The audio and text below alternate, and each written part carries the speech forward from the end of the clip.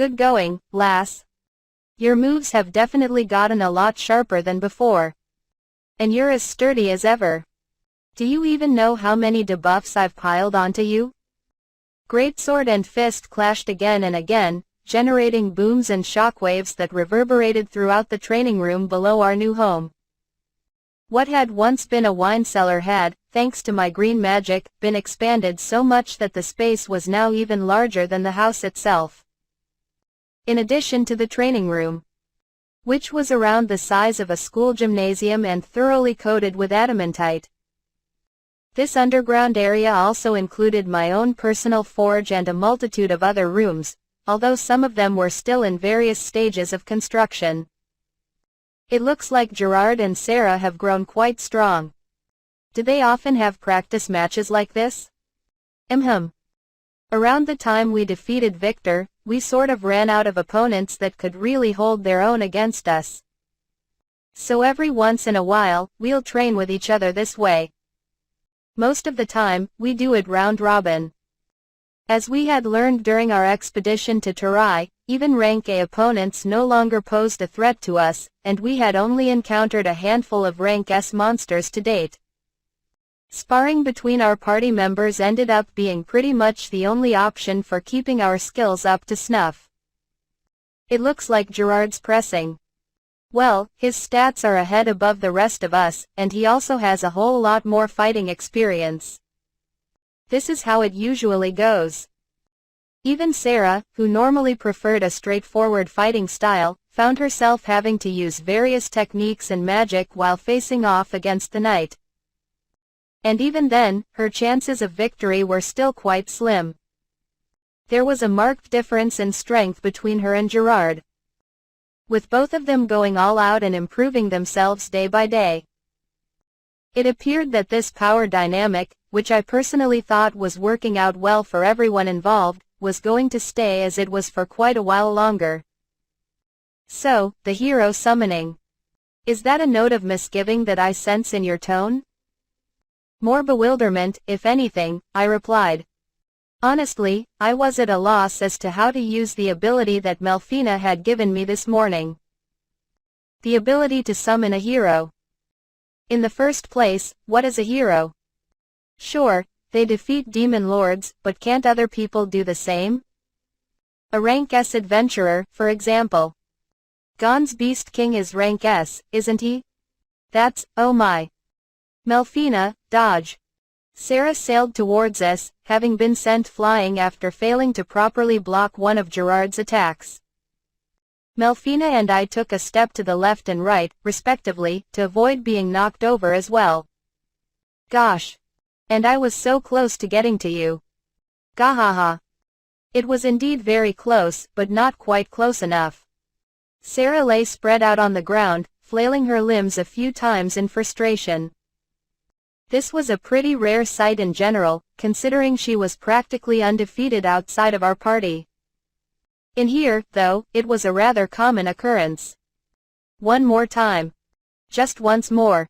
I won't lose this time. As Sarah stormed past me, I gave her a light slap on the back. Here you go, have a bright heel. Good luck. Thanks. Kelvin, watch me. I'll win this time for sure. Of course. I'm looking forward to it. With that, the demon took off like a bullet, heading back towards the knight. The two of them promptly resumed their fierce combat. It was clearly only a matter of time before the reinforced walls and floor of the training room would begin to suffer damage, but hey, gotta strike while the iron is hot, right? By now, it was customary for Gerard to hang out with Sarah when she was in the mood for some roughhousing. Then there would be a self-reflection session after the match. Sorry we were interrupted. No worries. So, we were talking about why it has to be a hero, right? Melfina raised a hand and gathered an orb of light above her palm. Eventually, the light took on a humanoid shape, floating in midair. Do you remember when I mentioned that the cyclical appearance of the demon lords is a natural phenomenon that can't be changed? Yeah, right before we fought Victor. To go into further detail, the whole process is deeply related to a specific skill. Without exception, every single demon lord throughout history has possessed that skill. As Melfina flipped her hand, the figure of light scattered. The name of that skill is Mara Pisuna. Strangely, nobody is ever born with this skill. It is when the soon-to-be demon lord amasses sufficient power that he or she suddenly comes into possession of it. Why or how this happens is still a complete mystery. Sounds like a disease more than a skill. That's actually a good way of putting it. Here, honey, take a cushion. Melfina pulled 2 floor cushions seemingly out of nowhere. I accepted the one that she was offering and sat on it. Here we go, oof. So, then, what does that skill actually do? First, it changes the personality of its owner. It draws out and amplifies the malice in their heart. In other words, you can think of demon lords as completely different individuals from the people they originally were. What a frightening skill. You're right, it's an enormous pain to deal with. The precise conditions for obtaining it are not clear, but there is a strong tendency for it to be found in those who already possess some degree of malice. I don't think it's something you'd have to worry about for yourself, though. Confirmation from a goddess. Now that's reassuring. So, you said, first. I'm assuming this skill has additional effects? It nullifies damage. I'm sorry, what? The skill completely nullifies all incoming damage. In other words, the bearer becomes invincible. Hold on, invincible, as in, actually invincible? The demon lord becomes unbeatable? Melfina read my expression perfectly. That's right. But that's where the hero comes in. Or, to be exact, it's the power from an otherworldly source that's the exception. The otherness of a power possessed by someone from a different world acts to nullify the invincibility of the demon lord. As long as there is at least one hero in the party, damage from the rest of the party members also bypasses the effect of the demon lord's skill. I see, so that's why the Oracle of Deramus specifically summons otherworlders. But is there any point to the hero title? You make it sound like even my attacks would land on someone like that.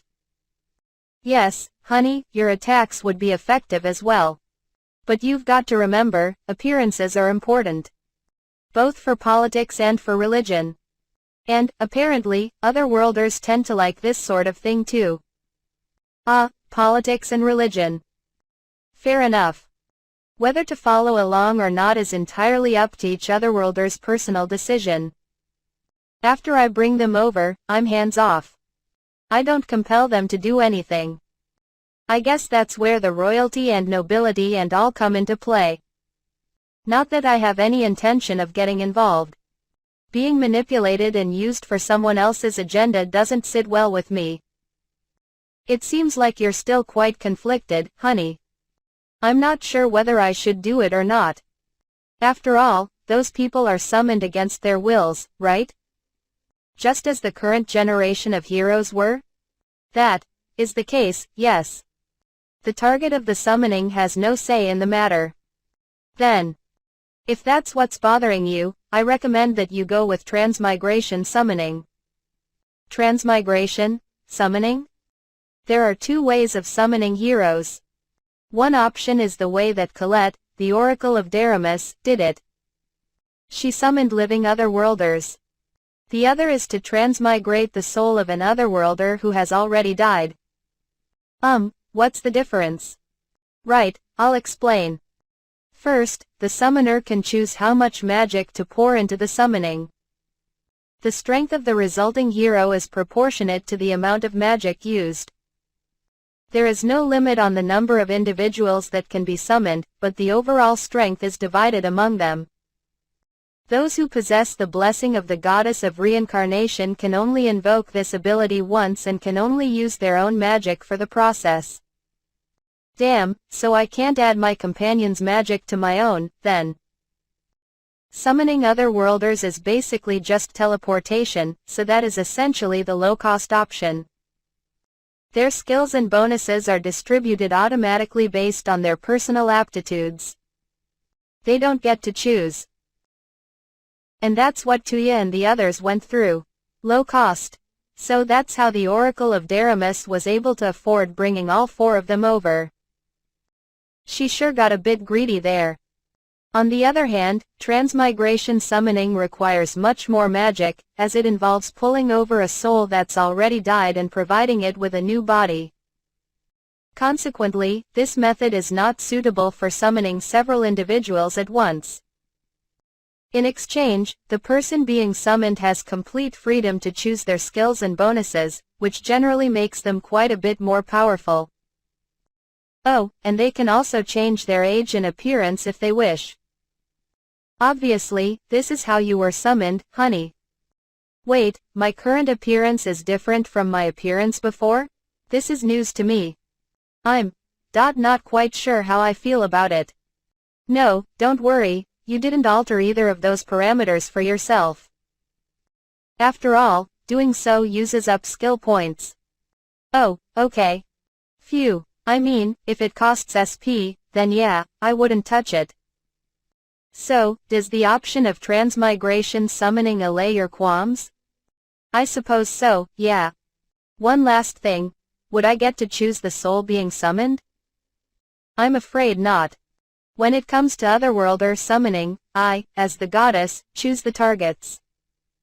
When it comes to transmigration summoning, however, the target is entirely random. There is no way to tell who it is until the ritual is actually performed. Random. So there's quite a bit of risk involved. Honestly, if we were to get a protagonist stereotype like Tuya, I would probably go bald from stress along with Setsuna. That is the only situation that I'd like to be spared from. When looking at it that way, it's a pretty big gamble. In the first place, do I even need to summon a hero? As an Otherworlder, I can fight the Demon Lord myself, after all. There is no need to rush to make a decision, honey. It's not as if the ability will disappear. Take all the time you need to think it through. Thanks, I think I'll do that. It would probably be a good idea to come back to this later with a fresh mind. I might get some good advice if I ask Ephil and the others, too.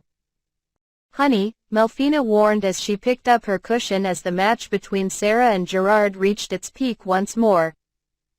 I quickly followed suit and stood up. Again? Well, it's around lunchtime anyway. Let's get out of the way and wrap things up. Seems like Sarah's reflection will be held over lunch today.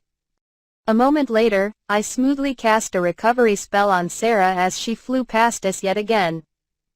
Apparently, she had been done in quite badly today, same as always. She's probably going to be pretty vexed during the reflection session, too.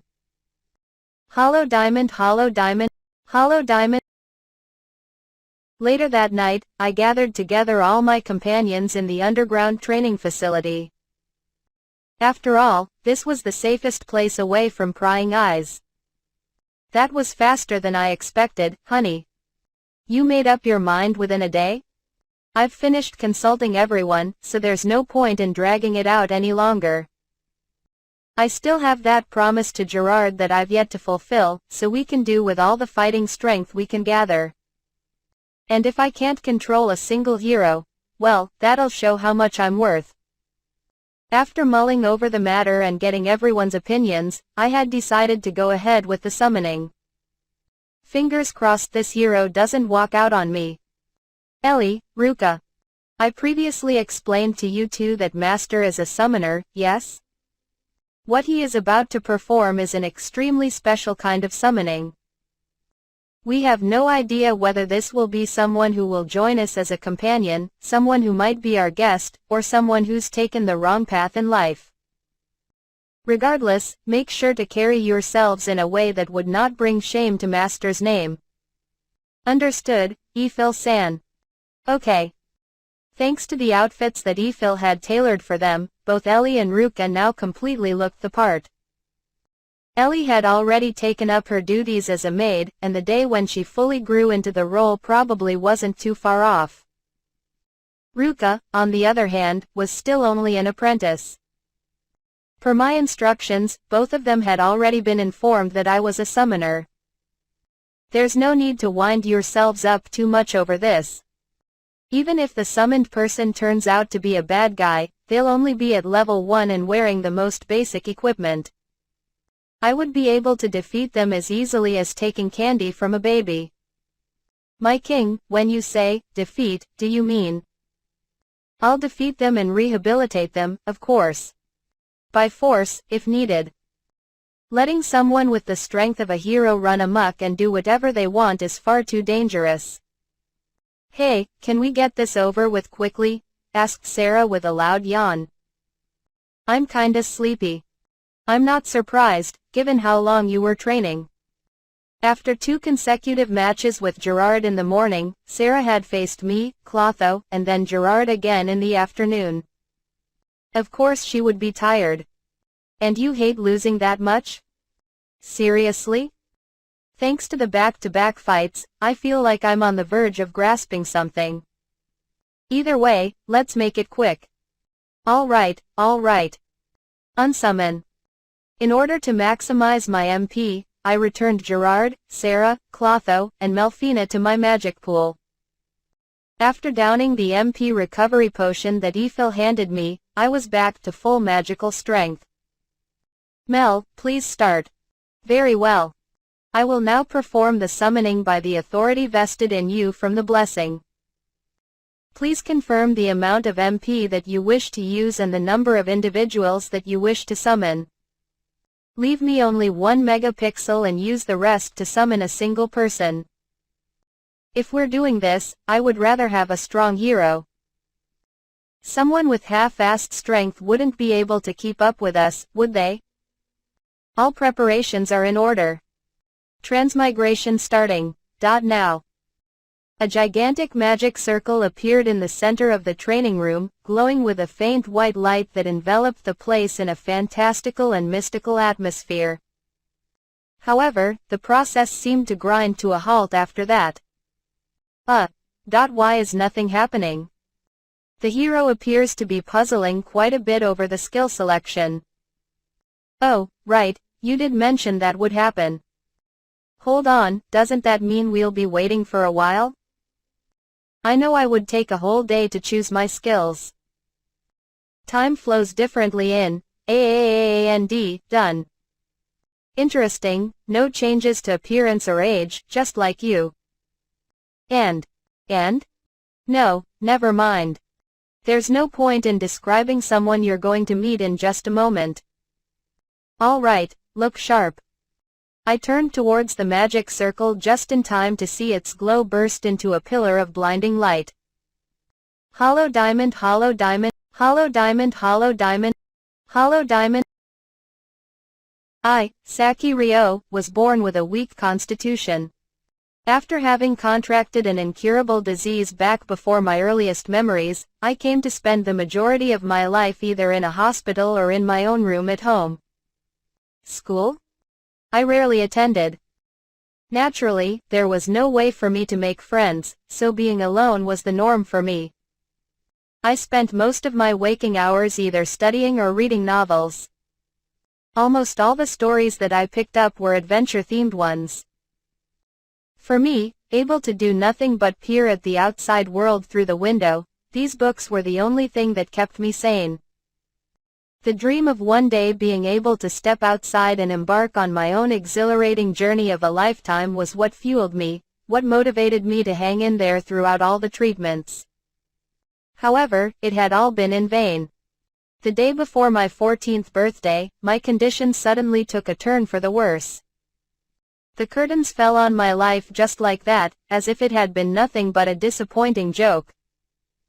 What was the point of my life, anyway? My eyes no longer saw anything. I was surrounded by darkness. Pure, silent darkness. Is this life after death? I don't even care anymore. I closed my eyes in self-abandonment. Surely, my consciousness was going to be wiped away soon enough. Beep. A sound that I did not recognize reached my ears. It did not sound like a noise that belonged in a world after death. What was that? When I opened my eyes, I found myself in the same dark void as before. However, one thing had changed. Welcome to your new world. What is this? There was a translucent slab in front of me with a flashing button. Like a puppet on strings, I found myself raising a hand to press it. Congratulations! As the result of a scrupulous and meticulous selection process, you have been granted the right to transmigrate to another world. Your soul will now be sent to the acting goddess of reincarnation, where you will be given instructions for making the preparations for your brand new life. Transmigration? Another world? As in, what I had read about in novels and longed for all my life. It was as if a spark of life had passed through my deadened heart. I felt my consciousness being pulled forward. After that, I met an angel who introduced herself as an acting goddess, while her boss was away, and listened to her grumble about her work for a while. I ended up taking quite a bit of time to choose my skills, but what does it say that the goddess's rant had taken even longer than that? However, I still enjoyed it quite a bit, as it had been a while since I'd gotten to have a conversation. What I learned from her monologue was that this angel had a very irresponsible boss.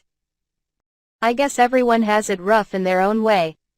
Hollow diamond, hollow diamond, hollow diamond, hollow diamond, hollow. Thud. Something landed within the cloud of smoke that was emanating from the magic circle. I could tell that the silhouette was humanoid, but couldn't make out any other details. Judging from the height, it appears to be a child? It seems like we've at least avoided the worst-case scenario of having an ultra-bad criminal on our hands. With your luck stat, there's no way you would get a bad draw, honey. This is sure to be someone who properly meets your needs. I sure hope so. The smoke cleared, revealing the figure of a young girl not even 150 centimeters tall. Her short hair was black, from which I gathered she was Japanese. With porcelain white skin and a slender build. She not only looked appropriately cute for her age, but clearly had plenty of potential to grow into a splend. That's not what I should be focusing on right now. Where am I? Murmured the girl, trying to get her bearings. The traveler's outfit that she was wearing made me recall my own arrival to this world. First of all, it's nice to meet you. My name is Kelvin, and I'm an adventurer by trade. This place is a training room beneath my house. It might be a bit bare, but I hope you're not put off by that. A adventurer? Oh, nice to meet you. My name is Saki Ryo. Ryo? Ryo? This won't do. How can such a cute girl have a name that brings to mind a certain crafty middle-aged man? This is a serious problem. Is what the angel said true? Have I really been transmigrated to another world? Angel? That would be the subordinate who's handling my duties at the moment. You shoved something this important onto your subordinate? It's fine, it's fine. As they say, everything's an experience, right? Have you ever heard the phrase, it's not what you say but how you say it? I turned my attention back to the newcomer. I'm the one who called you to this world. Before anything else, I'm terribly sorry for reincarnating you at our conveni. You're the one who brought me back to life? Ens? Yes. That was me, but... Ryo, who had been the very image of timidity only a second before, abruptly grabbed both of my hands and rushed in close to look me straight in the eye. What is this extreme reaction?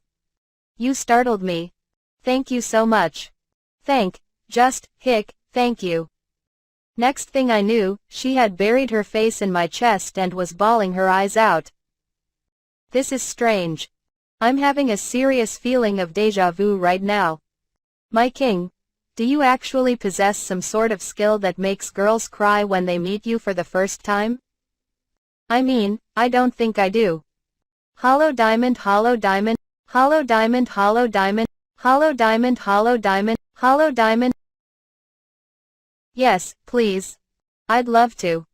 Please let me join your party. After calming Rio down, I explained to her that she was now a transmigrator, just like me. From what she told us, becoming an adventurer had been something she'd always fantasized about in her previous life. The more I shared about this world, the brighter her eyes seemed to shine. When I finally asked her what she wanted to do going forward and officially invited her to join our party, she gave her answer without hesitation. You're sure you don't want more time to think about it? I mean, I'd love for you to join us, but... Nope, I'm good. I'm very grateful to you, Kelvin-san, and I also want to repay this favor. I think I'd feel more at ease being allowed to stick with you. As long as I wouldn't be a burden. Well, if that's how you feel, then I have nothing more to say. Welcome aboard. I offered my right hand, and Rio shook it.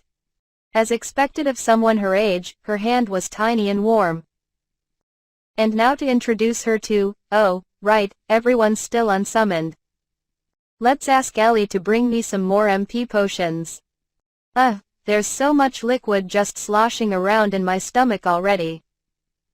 Upon sufficiently recovering my MP, I summoned all of my followers. The sudden appearances caused Rio's jaw to drop in astonishment. That person's sleeping, right? Rio was pointing at the figure of Sarah, who was splayed out on the ground, dead to the world. She must have fallen asleep while on standby inside my magic pool. Wordlessly, Ephil retrieved a blanket from Clotho's storage and covered the demon. Yeah, that's Sarah. She's quite tired today, so you two can meet properly tomorrow. The introductions to everyone else went ahead without a hitch. And now, it's time to resolve a very serious problem. Rio, there's a bit of a problem with your name. Can we talk about it? My name? Oh, because a Japanese name would draw unwanted attention in this world? That's not it. The name, Rio, itself is quite common here. The problem is, it happens to be the name of the old man who's serving as the city's guildmaster. That's, okay, yeah, that's a bit of a problem. I know, right? I'm sure that, as a girl, it would kind of bother you, wouldn't it? If I had the naming skill, I'd be able to help rename you, but picking it up seems like a waste of skill points. Plus, it turns your name blue and all. Honey, there's no need for that. What do you mean? Those who are transmigrated have the right to choose a new name for themselves. It seems that Rio just hasn't done it yet. Oh, right, the angel mentioned that. I told her I'd hold off for the moment because I didn't know what kinds of names would be common in this world. This is my first time hearing about it. I don't remember anything of the sort when I first arrived. In your case, honey, you changed your name before losing your memories. So, Kelvin, is the name I picked for myself? Anyway, problem solved. Rio, what kind of name would you want? Only royalty and nobility have family names in this world, so you can leave that out. In that case, I'll go with Ryan. That's a nice name, but it's not very different, is it? It's basically the same pronunciation with an extra N at the end. I dreamed countless times about being inside the stories that I read. In almost all of them, I used the name Ryan. It feels like the most natural choice to me. I see. Then you'll be Ryan from today onwards. Mel, how exactly does she change her name? Please open your status window, Ryan. There should be an edit button next to your name. Do you see it? Ryan opened her status window. Oh, you're right. After poking her screen a few times, she asked, how's that? I activated Analyze I.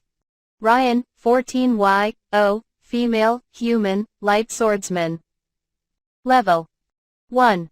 Title: Hero of Parth. HP: 2020. MP: 23/23. 23/23. 23/23. Strength: 4. Endurance: 2. Agility. 7. Magic. 4. Luck. 3. Skills. Residual slice, unique skill, sword mastery, rank S, acrobatics, rank C, companionship, rank C, vigor, rank A, double growth rate, double skill points. Looks like she managed to change her name without a problem. What's more surprising is how high her skills already are. And she's got the doubling skills too. Her growth is definitely going to be a sight to see. Yep, all confirmed. You are now officially Ryan. Did you discover the doubling skills on your own? I've read quite a few otherworld reincarnation novels that had skills to accelerate growth, so I searched for them just in case. I was really happy to find out this world actually had them. I also maxed out sword mastery, since it's hard to go wrong with that one. That was a good call. The merits of possessing the doubling skills at level 1 are enormous. And it looks like you picked up a few others as well. Oh, the rest I chose sort of as an over-response to my previous life. I mentioned that I was really sickly and that I died from an illness, right? That's why I ended up spending quite a few points on vigor. Then there's companionship, because I was worried about whether I would be able to make friends. As she continued to talk, Ryan's face gradually turned towards the ground. Perhaps the trauma inside her is much deeper than I'd thought. There's no need to be ashamed of these choices. At a high enough rank, vigor protects you not only from illness, but debuffs as well. And there's no better skill than companionship for conveying your feelings. In other words, it's just a matter of how you use those skills to your advantage. Ryan seemed to mull over my words before finally looking up with a bright smile. Okay. I'm glad to see that her dark moods dissipated. Let's give her another shot of liveliness. All right, then, once again, officially, ahem. Welcome to your new fantasy world, where swords clash and magic abounds. Ryan, we're glad to have you here. Thank you. I'm Ryan, and I'm thrilled to be here. There's still a lot that I have to learn, but I'll do my best to catch up quickly. Thank you, everyone, for the warm welcome. We all clapped enthusiastically. And with that, our latest member had received a proper welcome, just as the day was ending. Which means I don't have to keep up this front any longer, right? My knees suddenly gave way, and I sat down on the ground, hard. Master? My king? Don't worry, I'm all right. It's just that with my MP running on empty, it was taking all I had to remain upright. A feeling of fatigue more fierce than anything I had ever experienced was raging through my body. Come to think of it, I've never used up this much of my MP at once before. Although it was not a physical kind of fatigue, I still felt myself desperately wanting to crawl into bed. Clo-chan, give me the most potent MP potion you have in storage, Ethel said quickly. Obediently, Clotho retrieved a particularly valuable and effective recovery item, which Ethel promptly made me drink. I gulped it down and let out a heavy sigh. I've made it back to the land of the living. But I really can't drink another drop. That sure scared me, Kelvin-san. So, that's what happens when someone runs low on MP. Melfina placed a hand on Ryan's shoulder. That's right. And that is why you should always be careful about your MP usage. Honey even went so far as to make an example out of himself, so don't you ever forget this lesson. Is that what he was doing? The young girl exclaimed, whirling back towards me. Yeah. As expected of Melfina, she sees right through me. It's obviously not true, but I can't help trying to look cool. Sorry, I'm a guy. So that's what it was, eh, my king? Gerard laughed. I think you'll make a fine teacher. Mommy, Big Broth, Master really is amazing, isn't he? He sure is. But it's late now, so let's not shout, all right? Ellie admonished her gently. Thank you for pulling me out of the fire there, Melfina. Anyway, as Ellie mentioned, it's getting quite late. Let's all hit the sack. Ruka, please take Ryan to the guest room that's been set up. Ryan, you'll have a chance to choose your own room tomorrow. Sure thing. Big sister Ryan, please follow me. Thank you, Ruka. Oh, wait, hold on a moment. Kelvin-san. As she turned to leave the room, Ryan abruptly looked back at me. What is my official position in this party going to be? What? I mean, you're our newest companion, so, your position is as a companion, I guess? What do you mean? Wouldn't it be weird for a level 1 like me to suddenly join your party and start living in your house? Oh, fair point. I guess it could come across as a little suspicious. It could even lead to uncomfortable rumors. And there's no telling what Guildmaster Rio might say. How about going with the story that you two are half-siblings with different mothers? Offered Melfina. Ryan's traveled a long way from a distant country to follow in her brother's footsteps. After all, you share the same black hair that's quite rare in these parts. Gerard stroked the chin of his helmet. Well, their faces aren't all that similar, but I guess it could work. It's true that there were quite a few people with black hair in Terai, but not so much in Parth. I turned to Ryan. Are you okay with that? Sure, I don't mind. I used to be an only child, so I'm glad to have a brother, she replied with a bashful smile. Am I just imagining it, or is her face a bit red? Well, this time it's good night for real. Ryan, things are going to get busy starting tomorrow. Make sure you get plenty of rest. Okay. Good night to you too. I'll do my best, Kel Ni.